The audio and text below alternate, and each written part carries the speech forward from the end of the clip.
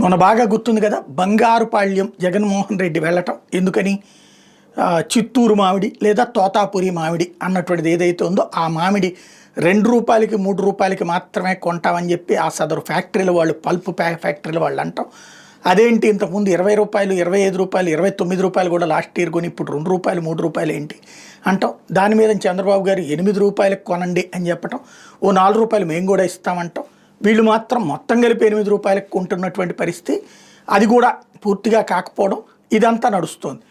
జగన్మోహన్ రెడ్డి అక్కడికి వెళ్తానన్నాక అది కూడా జరిగింది, లేకపోతే అంతకుముందు రూ. 2. జగన్మోహన్ రెడ్డి వెళ్తానన్నాక అప్పుడు రూ. 8 ప్లస్ ఈ 4 అన్నటువంటిది జరిగింది. ఆ రోజున దాని మీద ఇష్యూ పెద్ద ఇది నడిచింది చూసాం. ఇప్పుడు అదే రోజున కరెక్ట్గా జగన్ అక్కడికి వెళ్తున్నటువంటి సందర్భాన్ని దృష్టిలో పెట్టుకుని అర్జెంటుగా అచ్చెన్నాయుడు ఢిల్లీ వెళ్ళి ఢిల్లీలో కేంద్ర వ్యవసాయ శాఖ మంత్రి కలిసి ఇట్లా దీనికి ఆదుకోమని చెప్పినటువంటి నేపథ్యంలో ఇప్పుడు దాని మీద కీలకమైనటువంటి అడుగు పడింది. రూ. 1490 క్వింటాకి ప్రకటించింది కేంద్ర ప్రభుత్వం. 50-50 నిష్పత్తిలో కేంద్రం కొందామంది. ఆంధ్రప్రదేశ్ సగం పెట్టుకోండి, మేము సగం పెట్టుకుంటామని చెప్పింది. నేరుగా రైతుల ఖాతాల్లోనే అమౌంట్ వేసేటట్టు, మళ్ళీ ప్రభుత్వానికి పంపించి కాకుండా. ఎందుకంటే వీళ్ళు 250 కోట్లు వేసేసామని చెప్తారు, క్యాష్ తీసుకున్నాక అది ఉండదు కాబట్టి.